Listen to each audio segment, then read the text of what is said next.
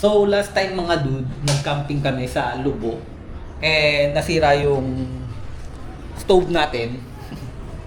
Hindi ko inaasahan kasi sobrang tagal na hindi nagamit and mukhang nagtampo na siya. So 10 years ko na tong stove na to and sana ma-repair pa natin. Kubeya pa naman to. So tingnan natin kung worth it ba yung pagre-repair natin dito or bibili na lang tayo ng bago. Alright, so tara, let's go! Alright mga dude, so ginamit namin ito sa Lubo sa Lily Beach Resort and buti na lang si Mark meron siyang extra na lang stove. So nakapagluto pa rin kami kung hindi siguradong makakahoy kami dun. Tanggalin lang natin yung mga nito, mga kalawang ito, igniter, papalitan na rin natin to. Ano tayo sa Shopee. Kasi ito, sobrang dami nitong kalawang. Tapos napunta dun sa labasan ng butane. Grabe, kalawang. So, linis muna tayo, linis-linis habang maulan at walang gala. Ako dapat talaga mini-maintenance to eh. Nung namumundok pa ako, lagi ko dala-dala to. Kasi kasya lang dun sa mga lutuan. And magandang klase rin kasi to. Ayaw kong gumamit ng mga ordinary na stove. Kasi yun yung madalas na sumasabog. Ito is, makikita nyo ayun oh.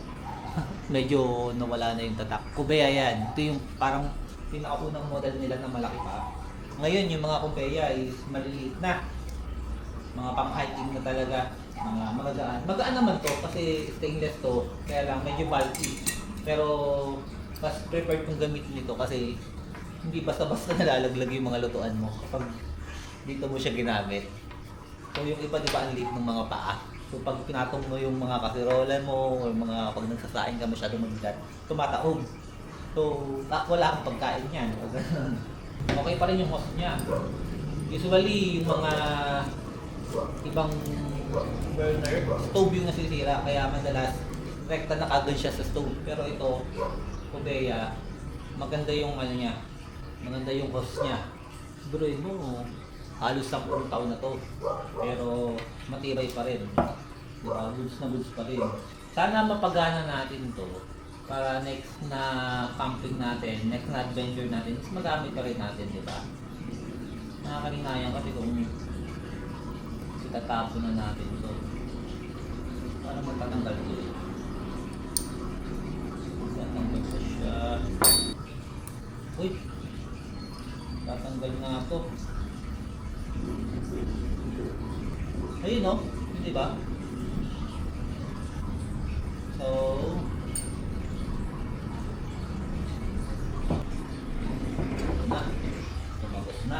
kung mahilig din nga pala kayong mag-travel mga dude, mga DIY travel, is follow niyo yung Facebook page natin and subscribe na rin kayo sa YouTube channel natin. Sa YouTube, doon ko ina-upload yung mga detailed na travel videos natin. So, mas detailed yung nakalagay doon kasi more on vlog siya. Kung ano yung mga presyo, yung mga details kung paano pumunta, is makikita niyo sa YouTube. Alright, so kinukomplete kasi din natin yung 82 provinces ng Philippines. So konti na lang is makukomplete natin. Ayun, huwag kayong magsawa mga dun sana na sumuporta sa mga videos na ina-upload natin. Yun! Lumusot na, tanggal ang bara. Ayos yun na. So linis-linisin na natin to, pero lumusot na yung yung DW40. Linis na lang to. Yun, okay na rin.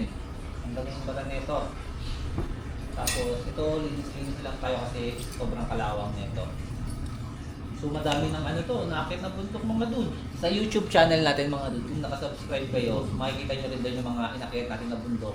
Before, tinatry namin makomplete yung top 5 highest mountains sa Philippines. Meron pa kaming isang natitira doon na hindi pa naakyat. Hindi ko alam, ayaw talaga ata kami pakitin doon kasi nakailang attempt na kami. 3 times na napurnanta yung akit namin doon. Yun ay yung Kalatungan. So, 5th highest mountain siya, I think.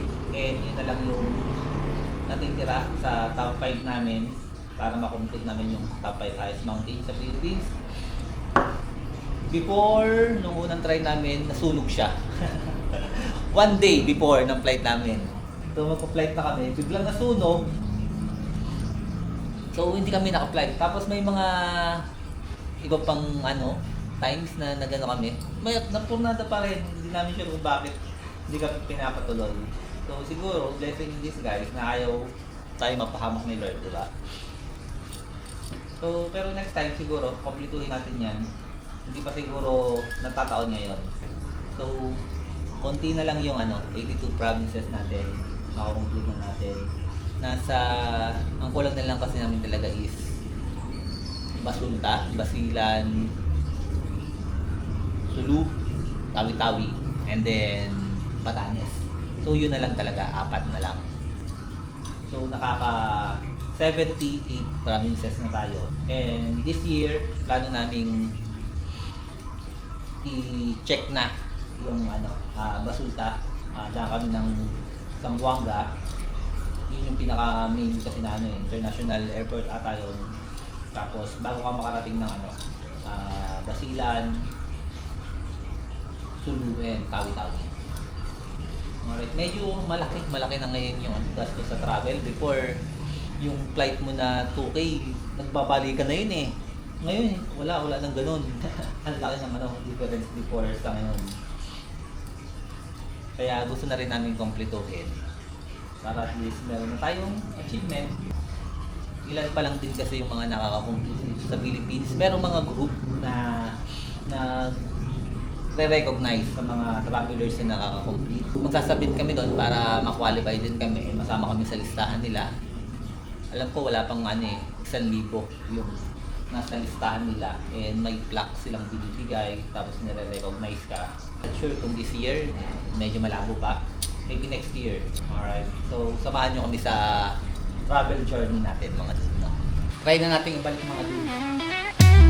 Ayusin na ang bag, let's go and leave. Walk in the day wherever we end up. From the city to the edge of the sea, on Dude's journey, let's go together. Alright mga dude, so tinry kong ayusin to kasi yung in-order natin na igniter sa Shopee ay sobrang tagal lang dating. Tinry kong baklasin tapos nilinis natin. Mag-grease siya eh, so nilinis natin. Ngayon nag-clay na siya. So ikabit natin tapos tingnan natin kung gagana to using ng igniter. Alright, so para wala na tayong dalang lighter. Alright mga dude, so nakabit na natin yung igniter and try natin paganahin to na hindi gumagamit ng lighter. So, let's see. Boom! Goods na ulit mga dude, ready na ulit for camping. Let's go! So, i-maintenance nyo rin naman yung mga camping gear nyo kasi magtatampo yan. Tingnan nyo ako, nagtampo bigla itong mga to. So, kailangan lang natin lambingin. Alright? See you again in our next adventure. Let's go! Yeah, any dude, come and explore every corner of the Philippines, every scenery, new face, bagong kwento, new joy. In every journey, may bagong ala-ala.